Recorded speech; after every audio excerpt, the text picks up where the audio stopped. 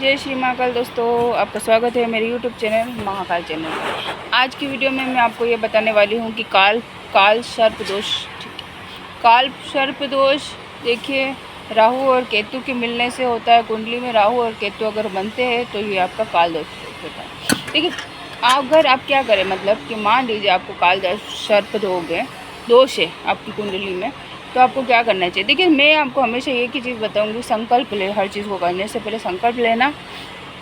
दूसरा, आपको क्या करना है कि शिव के एक रूप है, शिव जी के एक शिवलिंग है जिसका नाम त्र्यंबकेश्वर शिवलिंग है जी। ज्योतिर्लिंग में आपने इनका नाम सुना होगा, महादेव जी के। अगर आपके पास ये मौजूद हो तो वहाँ जाके आप इसके पूजा पाठ करिए। नहीं हो तो आपके आसपास में नॉर्मल जो शिवलिंग होती है, समस्त देखिए भगवान एक में ही अनेक है। कहने की बात है कि अलग अलग होते हैं, भगवान एक में ही समान। जो शिवलिंग अगर आपके घर में मौजूद है, नहीं है तो एक काम करिए, अभी के अभी सोमवार के दिन, सावन का मास चल रहा है, सोमवार के दिन शिवलिंग को घर में लाइए। उनको गंगा जल से, गौमूत्र से, गंगा जल से अभिषेक करिए। दूसरा, पंचामृत बनाइए, ठीक है, जिसमें आपको पता होगा पंचामृत कैसे बनाते हैं। उससे उनको स्नान करवाइए, प्रतिष्ठा कीजिए, 108 बार ओम नमः शिवाय का जाप करिए और महादेव को उनको बोलिए कि हे भगवान, मेरे इस छोटे से शिवलिंग में आपकी एक ऊर्जा समापित हो जाए। ध्यान रखिएगा, उनको ये भी बोलेगा, हे भगवान, अब मेरे अच्छे कर्म के लिए आना, मेरे घर में सुख शांति करने के लिए लाना। ये करने के लिए एक छोटा सा शिवलिंग आप घर में ले आइए। याद रखिएगा, शिवलिंग लाने का मतलब ये नहीं है कि सिर्फ शिवलिंग को ला लिया आपने बैठाना है, ये मत करना।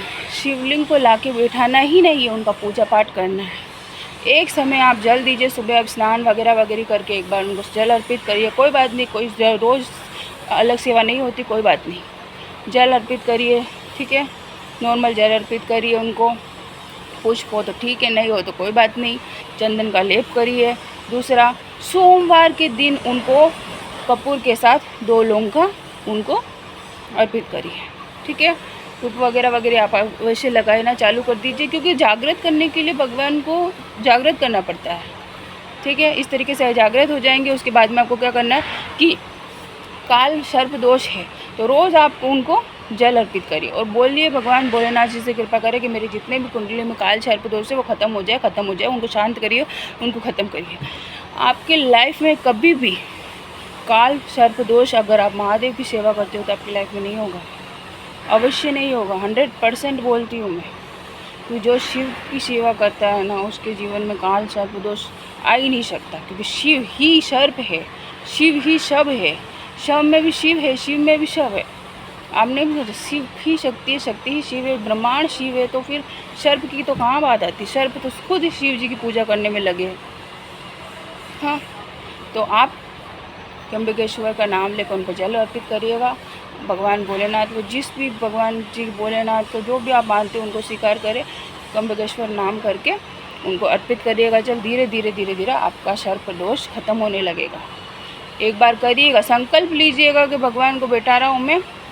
यूँ नहीं हो कि आप भूल जाए। एक समय की तो पूजा दीजिए, 2 समय की ना दे सके तो शाम को 2 अगरबत्ती कर लीजिएगा। सुबह की तरफ, सुबह आप स्वयं चांदी के, आपको पता है चांदी के सर्प आप प्रवाहित करें गंगा जल में, नदी बाहरी हो उसमें, पर ध्यान करें त्र्यंबकेश्वर का मंत्र जाप करना चालू कर दे।